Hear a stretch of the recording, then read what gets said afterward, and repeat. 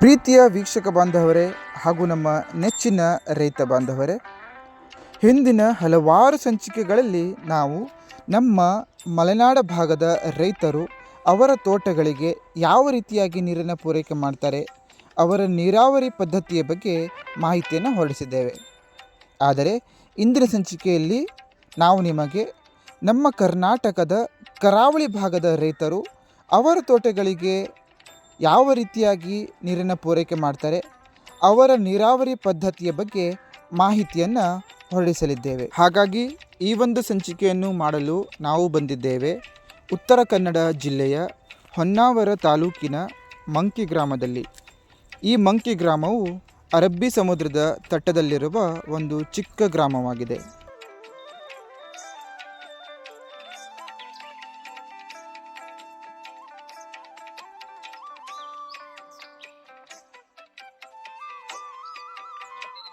ನೋಡಿ, ಇವರು ಯಾವ ರೀತಿಯಾಗಿ ಅಡಿಕೆ ಗಿಡಗಳಿಗೆ ನೀರನ್ನು ಪೂರೈಕೆ ಮಾಡ್ತಾರೆ ಅನ್ನೋದನ್ನು ನೋಡಿ.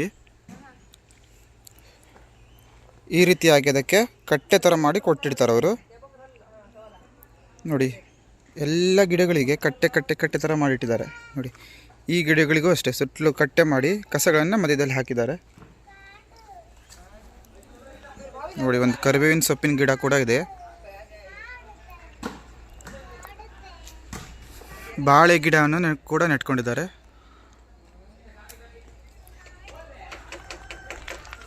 ನೋಡಿ, ಎಲ್ಲ ಗಿಡಗಳಿಗೂ ಅವರು ಕಟ್ಟೆ ಮಾಡ್ಕೊಂಡಿದ್ದಾರೆ.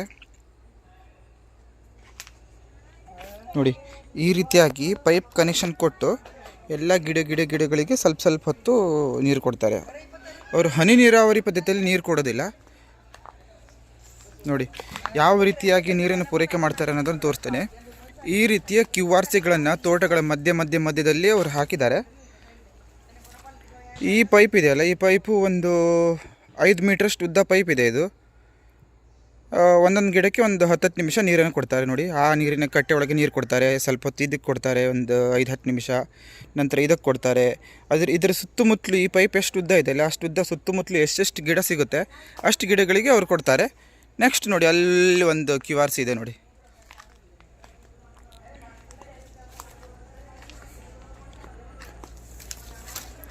ಇಲ್ಲೊಂದು QRC ಇದೆ ನೋಡಿ. ಹಾಗೆ ಈ ಪೈಪು ಕೂಡ ಒಂದು 5ರಿಂದ 5 ಮೀಟ್ರಷ್ಟು ಉದ್ದ ಇದೆ. 5 ಮೀಟ್ರ್ ವಿಸ್ತೀರ್ಣದಲ್ಲಿ ಎಷ್ಟು ಗಿಡ ಬರುತ್ತೆ ಅಷ್ಟು ಗಿಡಗಳಿಗೆ ನೀರನ್ನು ಪೂರೈಕೆ ಮಾಡ್ತಾರೆ. ನೋಡಿ, ಈ QRCಯಿಂದ ಈ QRCಗೆ ಒಂದು 15 ಮೀಟ್ರ್ ಡಿಫರೆನ್ಸ್ ಇದೆ. ನೋಡಿ, ಡಿಸ್ಟೆನ್ಸ್ 15 ಮೀಟ್ರ್ ಇದೆ. ನೋಡಿ, ಎಲ್ಲ ಚಿಕ್ಕ ಗಿಡಗಳಿಗೂ ಕೂಡ ಈ ರೀತಿಯಾಗಿ ಅವರು ಕಟ್ಟೆಯನ್ನು ಮಾಡಿಕೊಡ್ತಾರೆ. ನೋಡಿ, ಅವರು ಹನಿ ನೀರಾವರಿ ಅಥವಾ ತುಂತುರು ನೀರಾವರಿ ಮಾಡೋದಿಲ್ಲ ಗಿಡಗಳಿಗೆ. ಡೈರೆಕ್ಟ್ ಗಿಡಗಳ ಬುಡಕ್ಕೆ ನೀರನ್ನು ಬಿಡ್ತಾರೆ. ನೋಡಿ, ಇಲ್ಲೊಂದು QRC ಆಯಿತು, ಇಲ್ಲೊಂದು QRC. ನೋಡಿ, ಈ ರೀತಿಯಾಗಿ ಒಂದೊಂದು ಗಿಡಕ್ಕೆ ಒಂದು 5 ನಿಮಿಷ ಅಷ್ಟು ನೀರು ಕೊಡ್ತಾರೆ ಅವರು. ಈ ರೀತಿಯಾಗಿ ನೀರು ನಿಲ್ಲಿಸ್ತಾರೆ. ನೋಡಿ, ಇಷ್ಟು ದೊಡ್ಡ ತೋಟಕ್ಕೆ ಅವರು ನೀರನ್ನು ಯಾವ ರೀತಿಯಾಗಿ ಪೂರೈಕೆ ಮಾಡ್ತಾರೆ, ಎಲ್ಲಿಂದ ನೀರನ್ನು ಪೂರೈಕೆ ಮಾಡ್ತಾರೆ, ಅವರಿಗೆ ಬೋರ್ ಇದೆಯಾ ಏನಿದೆಯಾ ನೋಡೋಣ ಬನ್ನಿ. ನೋಡಿ, ಇಲ್ಲೊಂದು ಬಾವಿ ಇದೆ. ಒಂದು 10 ಮೀಟ್ರಷ್ಟು ಅಗಲ ಇದೆ ಇರ್ಬೋದು ಈ ಬಾವಿ. ಆಳ ನೋಡಿ, ಇದು ಕರಾವಳಿ ಪ್ರದೇಶ ಆಗಿರೋದ್ರಿಂದ ಹೆಚ್ಚು ಆಳಕ್ಕೆ ಇರೋದಿಲ್ಲ ನೀರು. ಮೇಲ್ಗಡೆನೇ ನೀರಿದೆ. ಒಂದು 10 ಅಡಿಯಷ್ಟು ಆಳಕ್ಕೆ ನೀರಿದೆ ಇರ್ಬೋದು. ಇಲ್ಲಿ 10 ಅಡಿನೂ ಇಲ್ಲ, ಕಡಿಮೆ ಇದೆ. 1 2 3 4 5 6 ಅಡಿಗೆ ಬಾವಿ ಇದೆ, ನೀರಿದೆ. ನೋಡಿ, ತೆಂಗಿನ ಮರ ಕೂಡ ಇದೆ ಇಲ್ಲಿ. ನೋಡಿ, ಎಲ್ಲ ತೆಂಗಿನ ಗಿಡಗಳಿಗೆ, ಅಡಿಕೆ ಗಿಡಗಳಿಗೆ ಕಟ್ಟೆಯನ್ನು ಮಾಡಿ ಅವರು ನೀರನ್ನು ಪೂರೈಕೆ ಮಾಡ್ತಾರೆ. ಮತ್ತೊಂದು ವಿಶೇಷತೆ ಏನಂದರೆ, ನೀವು ಕರಾವಳಿ ಪ್ರದೇಶದಲ್ಲಿ ಎಲ್ಲಿ ಬಂದರೂ ಕೂಡ ಮನೆ ಹಿತ್ತಲಲ್ಲಿ ತಿನ್ನೋ ಎಲೆಯ ಬಳ್ಳಿಗಳನ್ನ ನೆಟ್ಕೊಂಡಿರ್ತಾರೆ. ನೋಡಿ, ಈ ರೀತಿಯಾಗಿ ಅಡಿಕೆ ಗಿಡದ ಮೇಲೆ, ತೆಂಗಿನ ಗಿಡದ ಮೇಲೆ ಹಬ್ಬಿಸಿ ಕೊಡ್ತಾರೆ. ಇದು ಆ್ಯಕ್ಚುಲಿ ಯಾವ ಗಿಡ ಅಂತ ಗೊತ್ತಾಯ್ತಾ ನಿಮಗೆ? ಇದು ತಿನ್ನೋ ಎಲೆ ಗಿಡ ಅಲ್ಲ, ಇದು ಕಾಳು ಮೆಣಸಿನ ಗಿಡ. ನೋಡಿ, ಹಾಗೆ ಕೂಡ ಇದು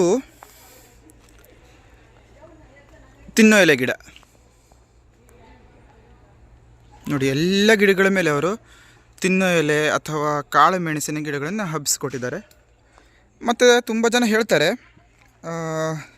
ಅಡಿಕೆ ಗಿಡಗಳ ಮೇಲೆ ಅಥವಾ ತೆಂಗಿನ ಗಿಡಗಳ ಮೇಲೆ ಈ ರೀತಿಯಾಗಿ ಬೇರೆ ಗಿಡಗಳನ್ನು ಹಬ್ಬಿಸ್ಕೊಟ್ರೆ ಅಡಿಕೆ ಗಿಡದ್ದು ಅಥವಾ ತೆಂಗಿನ ಗಿಡದ್ದು ಇಳುವರಿ ಕಡಿಮೆ ಆಗುತ್ತೆ ಅಂತ ಹೇಳ್ತಾರೆ. ಎಷ್ಟು ಸತ್ಯನೋ ಎಷ್ಟು ಮಿಥ್ಯನೋ ಗೊತ್ತಿಲ್ಲ. ನಿಮಗೆ ಗೊತ್ತಿದ್ದರೆ ನನಗೆ ಕಮೆಂಟ್ ಮೂಲಕ ತಿಳಿಸಿ.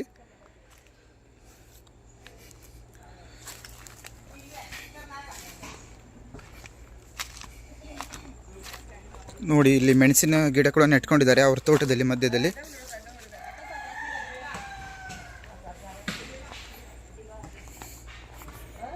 ಇದು ಯಾವ ಗಿಡ ಅಂತ ಗೊತ್ತಿದೆ ನಿಮಗೆ? ಇದು ನೋಡಿ, ಕಹಿ ಔಷಧಿ ಗಿಡ ಅಂತ ಹೇಳ್ತೇವೆ ನಾವು ಇದಕ್ಕೆ. ನಮ್ಮ ಕೊಂಕಣಿ ಭಾಷೆಯಲ್ಲಿ ಜಿರ್ತೆ ಕಡ್ಡಿ ಅಂತಾರೆ ಇದಕ್ಕೆ. ಕನ್ನಡದಲ್ಲಿ ಏನು ಹೇಳ್ತಾರೆ ಅಂತ ಗೊತ್ತಿಲ್ಲ ನನಗೆ.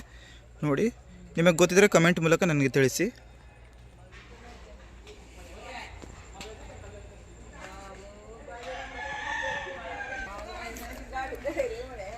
ಇವಾಗ ಮನೆ ಹಿಂದ್ಗಡೆ ಆಯಿತು. ಮನೆ ಹಿಂದ್ಗಡೆ ಎಷ್ಟು ಗಿಡಗಳನ್ನು ನೆಟ್ಕೊಂಡಿದ್ದಾರೆ ಅವರು. ಈಗ ಮನೆ ಮುಂದ್ಗಡೆ ಏನೇನು ಗಿಡ ನೆಟ್ಟಿದ್ದಾರೆ ಅಂತ ತೋರಿಸ್ತೇನೆ. ಇಲ್ಲಿ ನೋಡಿ, ಇಲ್ಲೊಂದು ಮಾವಿನ ಗಿಡ ಇದೆ. ಅದು ಕೂಡ ಇಲ್ಲಿ ಫುಲ್ ಅಡಿಕೆ ಗಿಡ ನೆಟ್ಕೊಂಡಿದ್ದಾರೆ. ಅಲ್ಲೆಲ್ಲ ಫುಲ್ ಅಡಿಕೆ ಗಿಡ ಇದೆ. ಅಲ್ಲಿ ಕೂಡ ಅಡಿಕೆ ಗಿಡ ಇದೆ, ಫುಲ್ ಅಡಿಕೆ ಗಿಡ ಇದೆ. ನೋಡಿ, ಇಲ್ಲೊಂದು ಕಹಿ ಬೇವಿನ ಗಿಡ ಕೂಡ ನೆಟ್ಕೊಂಡಿದ್ದಾರೆ. ನೋಡಿ, ಇಲ್ಲಿ QR ಸಿ ನೋಡಿ, ಇಲ್ಲೊಂದು QR ಸಿ ಇದೆ. ಮತ್ತು ಅದೇ ಅಲ್ಲಿ ಒಂದು ಕಾಣಿಸುತ್ತೆ ನೋಡಿ, ಅಲ್ಲೊಂದು QR ಸಿ ಇದೆ. ಆ ರೀತಿಯಾಗಿ ಅವರು ನೀರನ್ನು ಪೂರೈಕೆ ಮಾಡ್ತಾರೆ. ನೋಡಿ, ಕಹಿ ಬೇವಿನ ಸೊಪ್ಪಿನ ಗಿಡ.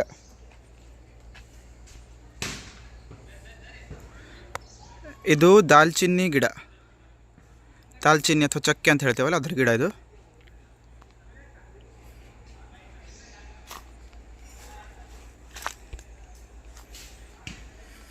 ಇದು ಕೋಕಮ್ ಗಿಡ ನೋಡಿ. ಇದು ಕೋಕಮ್ ಗಿಡ, ಮುರುಗುಲು ಹಣ್ಣು ಅಂತ ಹೇಳ್ತಾರಲ್ಲ ಅದ್ರ ಗಿಡ ಇದು.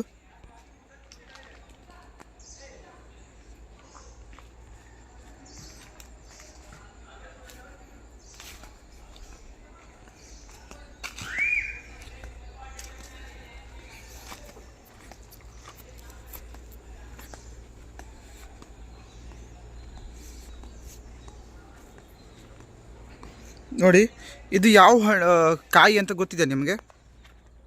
ನೋಡಿ, ಗಿಡಗಳಿಗೆ ಫುಲ್ ಬಿಟ್ಟಿದೆ ನೋಡಿ. ಇದು ಏನು ಕಾಯಿ ಅಂತ ಗೊತ್ತಿದೆ ನಿಮಗೆ? ನಾವು ನಮ್ಮ ಭಾಷೆಯಲ್ಲಿ, ಅಂದರೆ ನಮ್ಮ ಕೊಂಕಣಿ ಭಾಷೆಯಲ್ಲಿ ಬಿಂಬ್ಲಾ ಅಂತೇವೆ ಇದಕ್ಕೆ. ನೀವು ಏನು ಹೇಳ್ತೀರಾ ಅಂತ ನಮಗೆ ಕಮೆಂಟ್ ಮೂಲಕ ತಿಳಿಸಿ. ಇದು ಇನ್ಸುಲಿನ್ ಗಿಡ ಅಂತ ಹೇಳ್ತಾರೆ ಇದಕ್ಕೆ. ಶುಗರ್ ಪೇಷಂಟ್ಸ್ ಇರ್ತಾರಲ್ಲ ಅವರಿಗೆ ಒಳ್ಳೆಯದು ಅಂತ ಹೇಳ್ತಾರೆ ಈ ಗಿಡ.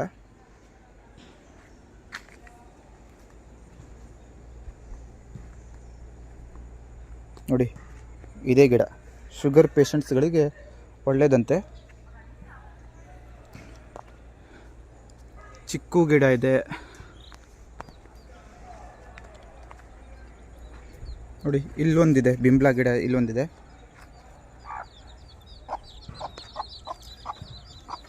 ಇದು ಲವಂಗದ ಗಿಡ ನೋಡಿ ವೀಕ್ಷಕರೇ. ನೋಡಿ, ಇದು ಲವಂಗದ ಗಿಡ.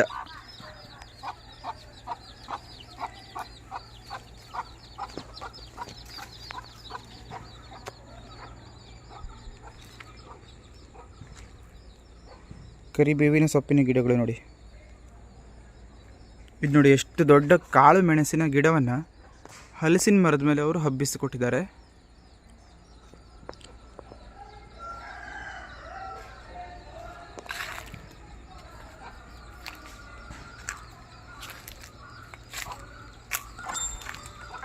ಹಾಗಾದರೆ ನೋಡಿದ್ರಲ್ಲ ವೀಕ್ಷಕರೇ, ಕರಾವಳಿ ಭಾಗದಲ್ಲಿ ರೈತರು ಯಾವ ರೀತಿಯಾಗಿ ಅವರ ತೋಟಗಳಿಗೆ ನೀರಾವರಿಯನ್ನು ಪೂರೈಕೆ ಮಾಡ್ತಾರೆ, ಅವರ ಒಂದು ನೀರಾವರಿ ಪದ್ಧತಿಯನ್ನು ಇಂದಿನ ಸಂಚಿಕೆಯಲ್ಲಿ ನೀವು ನೋಡಿದ್ದೀರಾ.